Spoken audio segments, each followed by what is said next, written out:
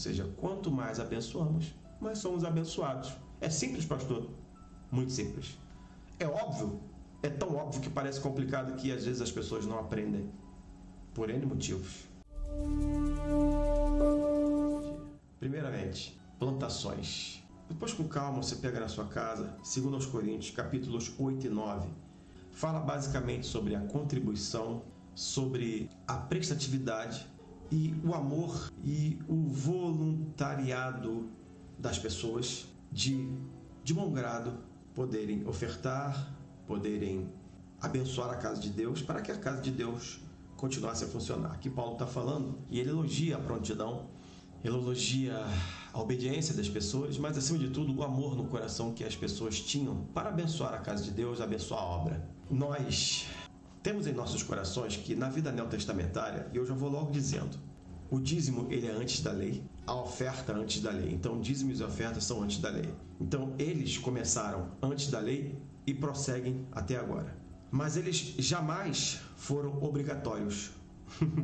Essa é a diferença. A questão não é que o dízimo seja do Antigo, do Velho Testamento ou do Novo Testamento. O dízimo é antes da lei. Ou seja, é sempre algo que Deus instituiu para que fosse algo presente no coração das pessoas.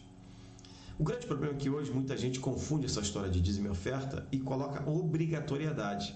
A Bíblia não está dando obrigatoriedade para nada, muito pelo contrário. Na verdade, aqui o texto já falou muito... Gente, mais explicado que isso aqui, acho que só em ler aqui já acabou, já podia terminar a live. Porque o texto está dizendo o seguinte: cada um contribua segundo propôs no seu coração, não com tristeza ou por necessidade, porque Deus ama o que dá com alegria. Só aí você já percebe que Deus não está colocando revólver na cabeça de ninguém para falar assim: você tem que ser dizimista, você tem que ser ofertante, se você não der, você vai morrer, se você não der, você vai para o inferno, se você não der, você... Eu não estou... Alguém está vendo isso aqui? Eu não estou vendo. O que a Bíblia se limita a dizer, explicar claramente, é o seguinte: plantou muito, colheu muito, plantou pouco, colheu pouco. É a lei da semeadura. Ponto. Não tem para onde correr.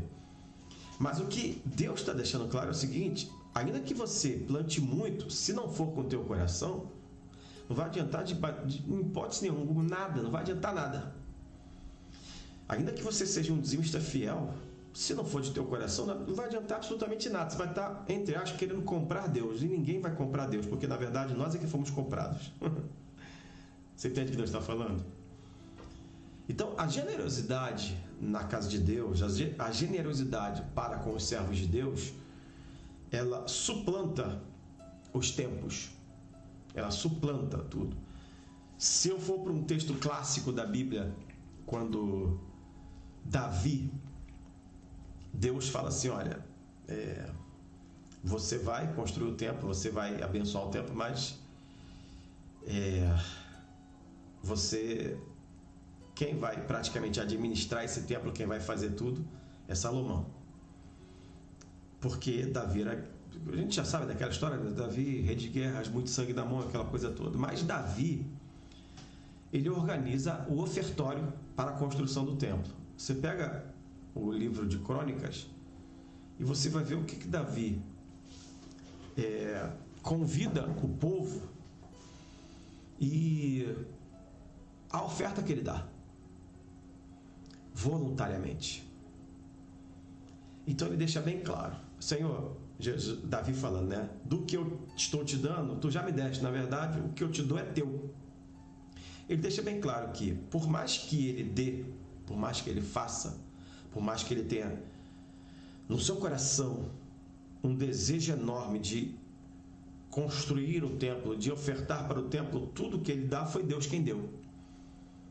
Isso é o que nós podemos, assim, colocar para os dias de hoje e sempre. Nós, obviamente, contribuímos para a casa de Deus, porque, gente, pelo amor de Deus, é tão óbvio, né? Mas não custa lembrar. Não existe lugar nesse mundo, nem casa de filantropia consegue isso, gente. Não existe lugar nesse mundo que funcione sem investimento. A conta de luz vai atrasar, o aluguel vai atrasar, ou mesmo que seja um local próprio, as coisas vão começar a depreciar, ou seja, vai dar um probleminha, ali não tem dinheiro para consertar, como é que faz? Então não existe esse ou qualquer outro lugar que funcione sem grana.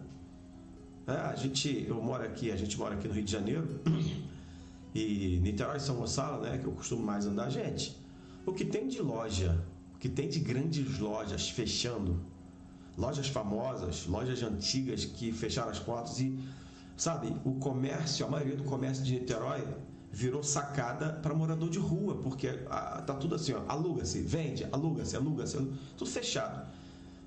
Obviamente, para a pessoa fechar, a pessoa faliu, a pessoa não aguentou. Por quê? Se não tem cliente, se não tem dinheiro, como é que ela vai fazer? Como é que ela vai pagar funcionário?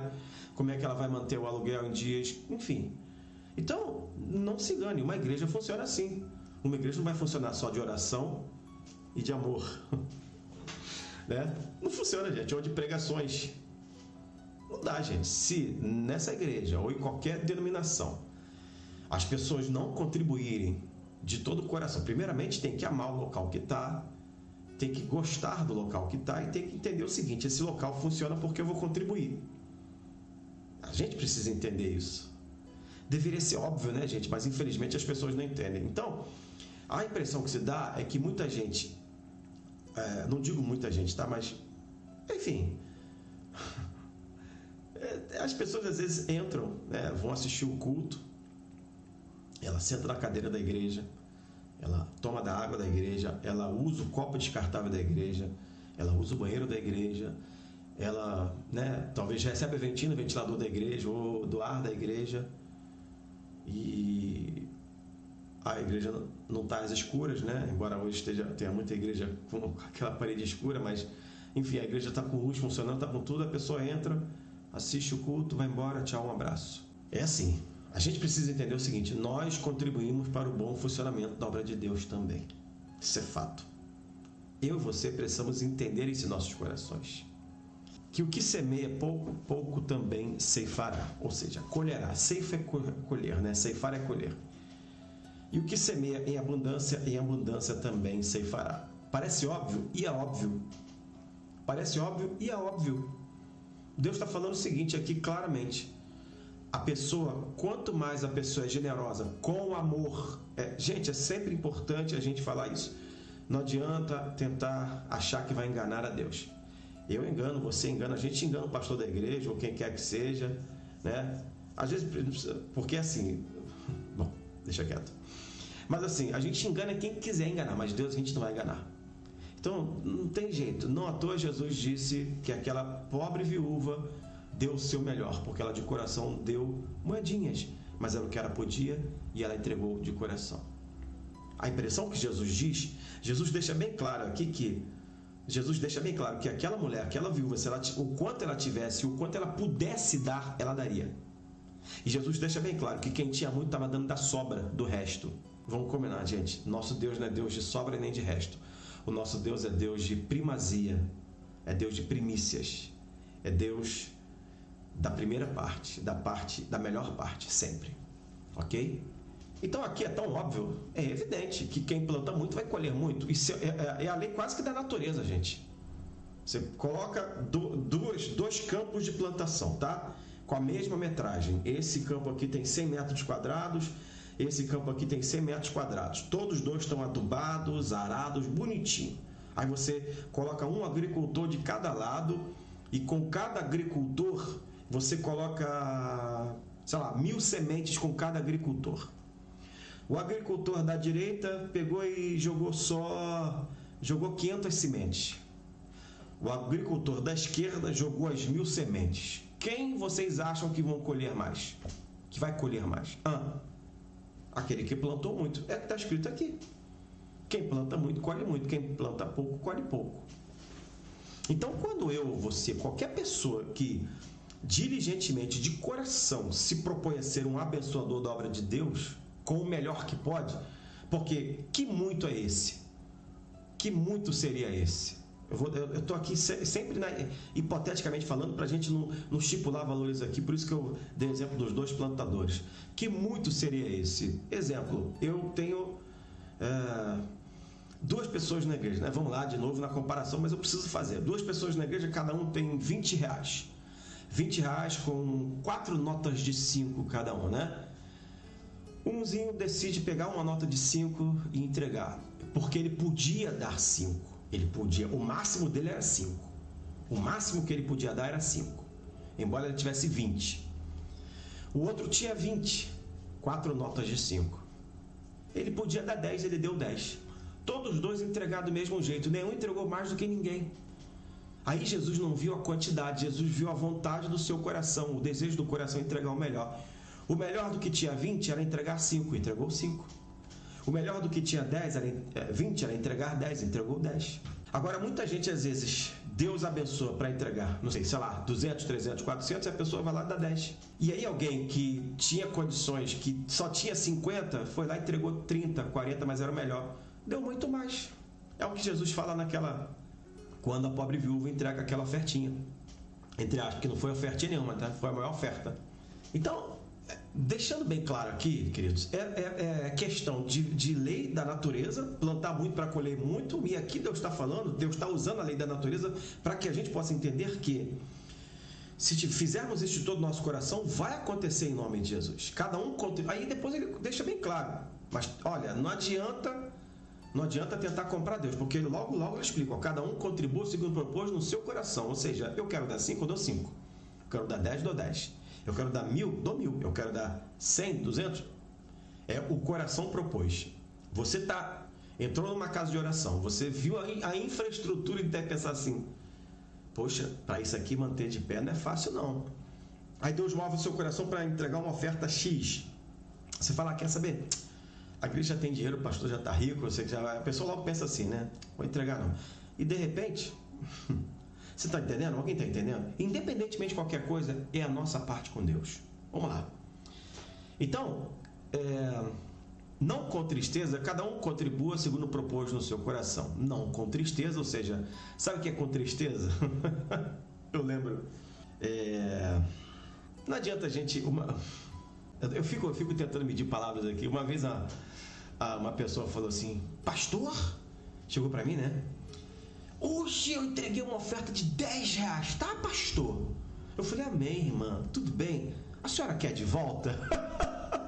Eu falei, que isso, pastor? Eu falei, irmão, olha só, não me interessa o que a senhora deu. Deus já sabe que a senhora entregou uma oferta de 10 reais. Se a senhora está contente com essa oferta que a senhora entregou, amém.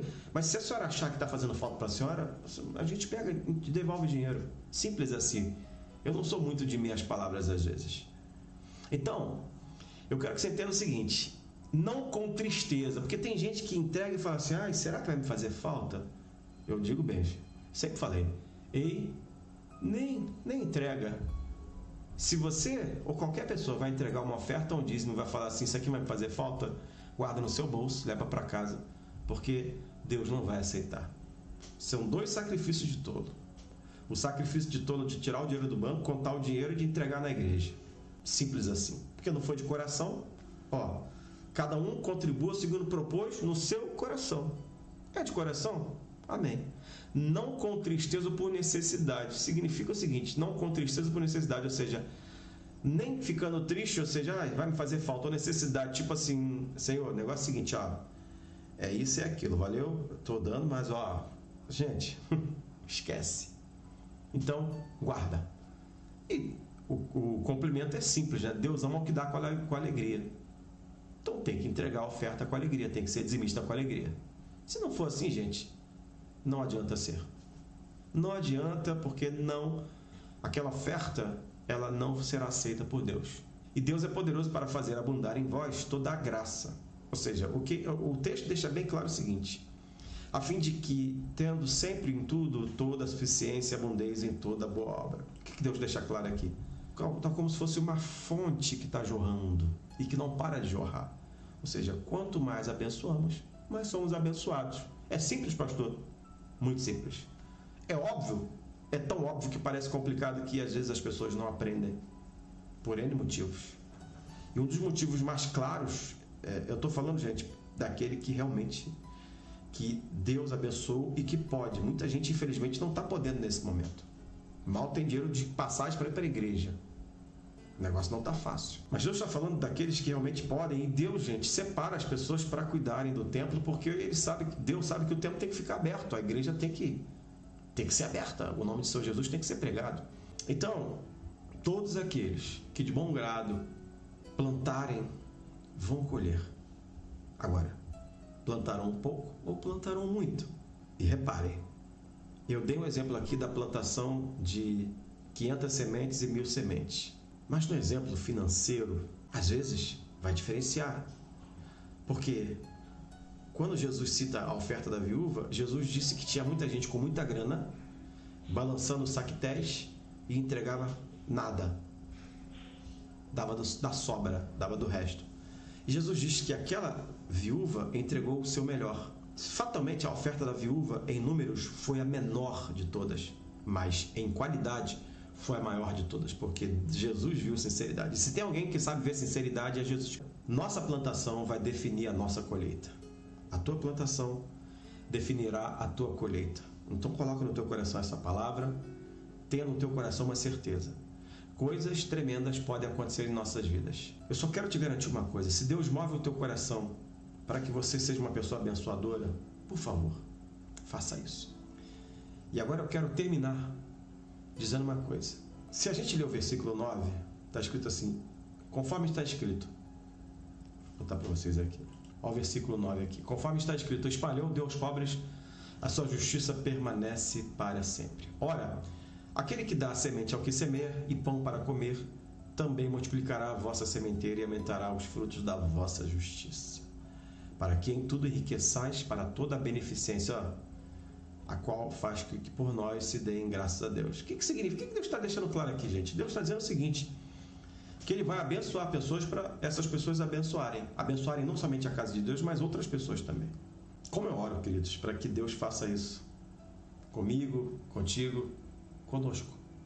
Como eu oro para que a Bíblia se cumpra naquele versículo que diz assim, é melhor é dar do que receber. Como eu oro para que possamos ser homens e mulheres generosos, tanto na obra de Deus quanto fora da obra de Deus. Ou seja, existirão pessoas que precisarão da nossa ajuda, da tua ajuda, e que Deus nos abençoe para que nós possamos ajudá-las no momento oportuno. Porque a Bíblia diz o seguinte, se aparecer teu irmão precisando, fala assim, vai em paz, Deus vai te dar vitória. O cara está precisando agora. O cara não está precisando para amanhã, ele está precisando para agora. Ele está com fome hoje. Ele não tá, a fome dele não vai esperar para amanhã. Então, que Deus nos abençoe, que Deus nos guarde, que Deus nos dê saúde, vida e condições financeiras para a gente poder abençoar as pessoas também. Para a gente realmente abençoar as pessoas que necessitam e a casa de Deus, porque a casa de Deus tem que estar aberta para o Evangelho ser pregado. Que Deus dê condição desse canal aqui continuar no ar, que você possa ser um abençoador também desse canal, que cada um de nós possa ministrar aquilo que Deus coloca no coração, não com tristeza ou por necessidade, porque Deus ama ao que dá com alegria. Coloca nos comentários e deixa bem claro aí para você mesmo. Deus falou comigo nessa noite. Coloca aí o nome.